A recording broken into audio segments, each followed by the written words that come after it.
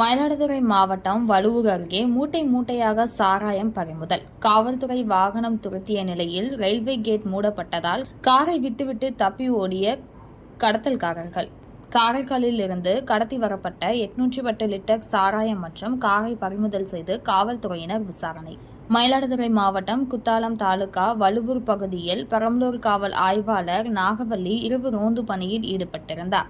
அப்போது சந்தேகத்துக்கு இடமான வகையில் ஒரு கார் சென்றது. அதனை நிறுத்திய போது நிற்காமல் வேகமாக சென்றது. காரை காவல்துறையினர் விரட்டி சென்ற பொழுது வழுவூர் ரயில்வே கேட் அருகில் ரயில் வருவதற்காக கேட் மூடப்பட்டதால் காரை அப்படியே விட்டுவிட்டு காரில் இருந்தவர்கள் தப்பி சென்றனர்.